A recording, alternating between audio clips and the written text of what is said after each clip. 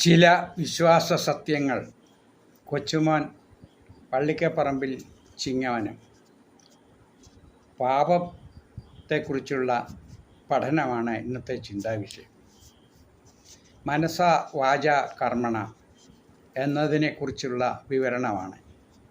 മനസ്സിൽ ഉടലെടുക്കുന്ന ഭാവനകളും ചിന്തകളും പരീക്ഷകളും പാപമാണെന്ന ബോധ്യത്തിൽ ചിലർ എപ്പോഴും ഏറ്റുപറഞ്ഞ് കുമ്പസാരിക്കുന്നതായി കാണാം. പാപത്തെക്കുറിച്ചുള്ള അജ്ഞതയാണ് ഇതിന് കാരണം.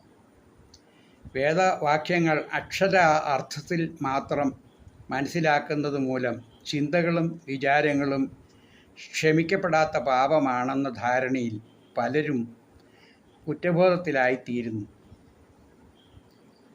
മാലാഖമാർ ദൈവത്തോട് സമനാകുമെന്ന് വിചാരിച്ചു എന്ന് പരിഭാഷപ്പെടുത്തിയ ഭാഗം കേവലം അവരുടെ ഒരു തോന്നലിനായിരുന്നില്ല. അവർ ദൈവത്തോട്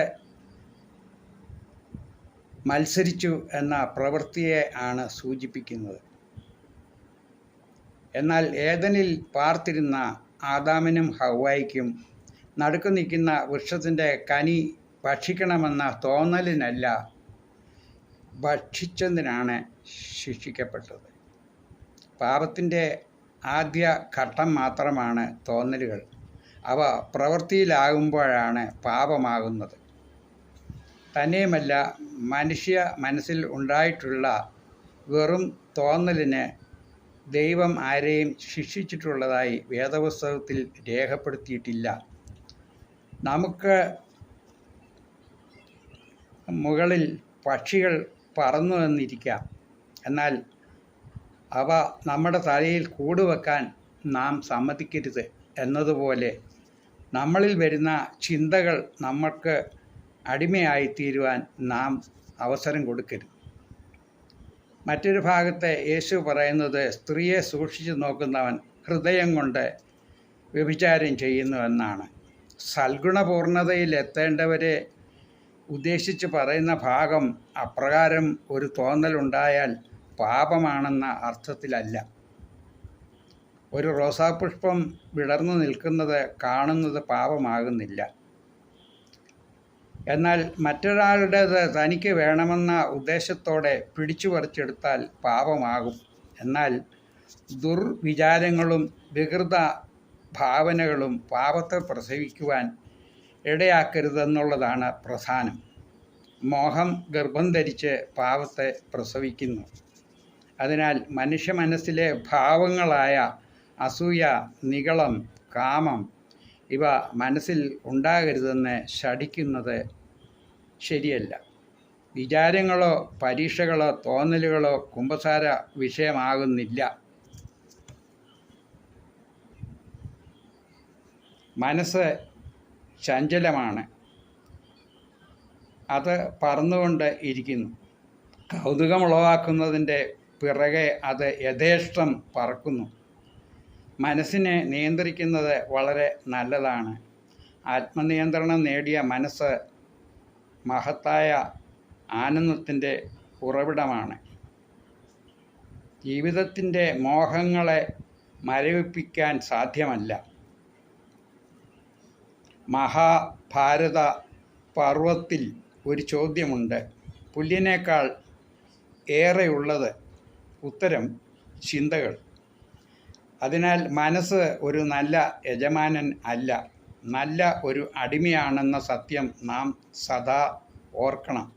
എന്നാൽ പാപകരമായ മോഹ പ്രകടനങ്ങളെ നിയന്ത്രിക്കുകയാണ് പ്രധാനം.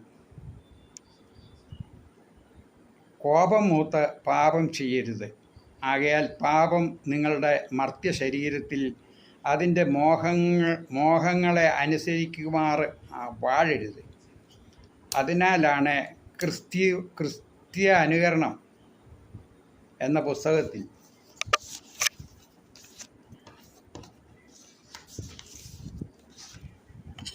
തോമസ് മാർ അക്വിനാസ്, കൊള്ളരുതാത്തതും അശുദ്ധമായവയും അവൻ നിൻ്റെ ഉള്ളിൽ തോന്നിച്ചാൽ അശുദ്ധ അരൂപി, എന്നെ നീ വിട്ടുപോകൂ എന്ന് ദുരാത്മാവിനെ ശാസിക്കണമെന്ന് പറഞ്ഞിരിക്കുന്നത്.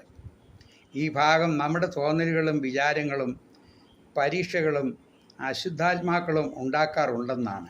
ശൗലിൻ്റെ മേൽ ദുരാത്മാവ് വന്നപ്പോൾ ദാവീദിനോട് അസൂയയുണ്ടായി. 1 ശമൂവേൽ 18:10. നമ്മിൽ ദൈവാത്മാവ് ഇല്ലാതെയാകുമ്പോൾ ദുരാത്മാക്കൾ പ്രവർത്തിച്ച് ദുർവിചാരങ്ങൾക്ക് നമ്മെ അടിമയാക്കും. അവയെല്ലാം പ്രവൃത്തി പഥത്തിൽ ആകാതിരിക്കണമെങ്കിൽ നാം ദൈവകൃപയുള്ളവരായി ജീവിക്കണം. അതിന് പ്രാർത്ഥനയും നോമ്പും ഉപവാസവും ആവശ്യമാണ്. അതിനാൽ മനസാ വാച കർമ്മണ എന്ന പട്ടികയിൽ ചിന്തകൾ മരണാർഹമായ പാപം ആകുന്നില്ലെന്ന് സാരം. പഞ്ചേന്ദ്രിയങ്ങളെ കൂടാതെ പാപം ഇല്ല. പഞ്ചേന്ദ്രിയങ്ങൾ കണ്ണ്, നാവ്, ചെവി, മൂക്ക്, ത്വക്ക് ഇവ 5 ചേർന്നതാണ്. പഞ്ചേന്ദ്രിയങ്ങളെ മനുഷ്യൻ ചെയ്യുന്ന ഏത് പാപവും ശരീരത്തിന് പുറത്താകുന്നു. 1 കൊരിന്ത്യർ 6:18. ഇവിടെ പഞ്ചേന്ദ്രിയങ്ങളെ സൂചിപ്പിക്കുന്നതാണ് ഈ വാക്യത്തിൻ്റെ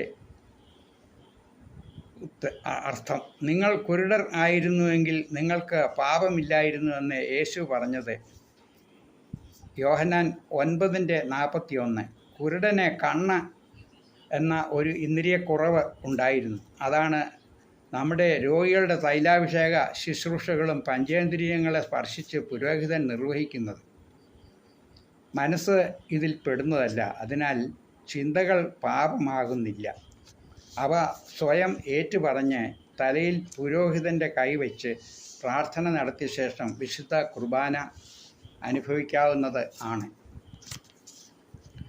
വാചാ കർമ്മണ എന്നതാണ് അടുത്തത്. വാചാ കർമ്മണ എന്നതിന് മരണാർഹമായ പാപത്തെ ഉളവാക്കാവുന്നതാണ്. നിങ്ങൾ വാക്കിലും പ്രവൃത്തിയിലും ഒരു തെറ്റും ചെയ്തിട്ടില്ലെന്ന് പറയുവാൻ സാധിക്കുമോ? ദോഷം ചെയ്യാതെ നിന്റെ നാവിനെയും വ്യാജ്യം പറയാതെ നിന്റെ അധരത്തെയും കാത്തുകൊള്ളുക. സങ്കീർത്തനം 34:13. ഏത് വിചാരത്തെയും ക്രിസ്തുവിനോടുള്ള അനുസരണത്തിനായിട്ട് നാം കീഴടക്കുന്നു. 2 കൊരിന്ത്യർ 10:5. നിന്റെ വായ നിന്റെ ദേഹത്തിന് പാപകാരണമാകരുത്. സഭാപ്രസംഗി 5:6. നാവ് ചെറിയ അവയവമെങ്കിലും അത് വൻപ് പറയുന്നു. കുറഞ്ഞ തീയെ വലിയ കാട് കത്തിക്കുന്ന പ്രകാരം നാവിനെ കടിഞ്ഞാണിട്ട് നടക്കുന്നവൻ സൽഗുണപൂർണനാകുന്നു. മനുഷ്യനെ അശുദ്ധനാക്കുന്നത് വായിലേക്ക് ഭക്ഷിക്കുന്നതൊന്നുമല്ല, വായിൽ നിന്ന് പുറപ്പെടുന്നതത്രേ. പറഞ്ഞുപോയ വാക്ക് എറിഞ്ഞുപോയ കല്ലുപോലെയും പറയാത്ത വാക്കിൻ്റെ യജമാനൻ നമ്മളും പറഞ്ഞ വാക്ക് നമ്മുടെ യജമാനനും ആകുന്നു. വാക്കുകൾ വരുത്തിയ മുറിവുകൾ ജീവിതകാലം മുഴുവൻ വേദന ഉളവാക്കുന്നു. വിഡ്ഢിയുടെ ഹൃദയം അവൻ്റെ വായിലും വിദ്വാൻ്റെ വായ അവൻ്റെ ഹൃദയത്തിലുമാണെന്ന് ഉപനിഷത്തിലും പറഞ്ഞിരിക്കുന്നത് ആണ്. നാവുകൊണ്ട് പാപം ചെയ്യാതിരിപ്പാൻ ഞാൻ എൻ്റെ വഴികളെ സൂക്ഷിക്കും. സങ്കീർത്തനം 39:1.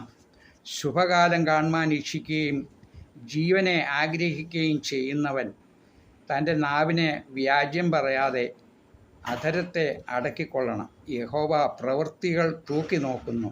നിന്റെ വായിൽ നിന്ന് അഹങ്കാരം പുറപ്പെടരുത്. 1 ശമൂവേൽ 2:3. അതുകൊണ്ട് എല്ലാ കാര്യങ്ങളിലും നമ്മൾ പറയുന്നത് എന്താണെന്നോ പ്രവർത്തിക്കുന്നത് എന്താണെന്നോ സൂക്ഷിച്ചു വേണം. സുബോധമില്ലാതെ ഒരു നന്മയോ ഒരു തിന്മയോ ഒരു മനുഷ്യന് ചെയ്യുവാൻ സാധ്യമല്ല. 100% സുബോധവും സമ്മതവും ഉണ്ടായി ചെയ്യുന്നതാണ് ഒരു പാപം അല്ലെങ്കിൽ ഒരു പുണ്യം. പാപത്തിന് രണ്ട് വിധം ഉണ്ട്. മരണാർഹമായവ എന്നും മരണാർഹം അല്ലാത്തവ എന്നും. ഇതിനെക്കുറിച്ച് ആവർത്തനം 22:26 1 യോഹന്നാൻ 5:6 പ്രതിപാദിച്ചിട്ടുണ്ട്. മരണാർഹമായ പാപത്തിന് 3 ഒഴിച്ചുകൂടാത്ത സംഗതികളുണ്ട്. ഒന്ന്, ആഭ്യന്തരമോ ബാഹ്യമോ ആയ പ്രവൃത്തി ഘനമായ ദോഷമായിരിക്കുകയും ഘനമായ ദോഷമാണെന്ന് മനസാക്ഷിക്ക് അറിവുണ്ടായിരിക്കുകയും വേണം. 2, പ്രവൃത്തി ചെയ്യുന്ന സമയത്തോ അതിന് കാരണം കൊടുക്കുന്ന നേരത്തോ ആ കൃത്യം ഘനമായ പാപമാണെന്ന് ബുദ്ധി കൊണ്ട് ചിന്തിച്ചിരിക്കണം. 3, പൂർണ്ണമായും സ്വാതന്ത്ര്യത്തോടുകൂടി സമ്മതിച്ചിരിക്കണം ആ പ്രവൃത്തി ചെയ്യുന്നതിന്. ഇവയിൽ ഏതെങ്കിലും ഒന്ന് ഇല്ലാതെ ആയാൽ ആ പ്രവൃത്തി മരണാർഹമായ പാപം ആകുന്നില്ല. അതിനാൽ കുമ്പസാരം എപ്പോൾ വേണം എന്നുള്ളത് നാം തന്നെ തീരുമാനിക്കേണ്ട ഒരു സംഗതിയാണ്. Thank you.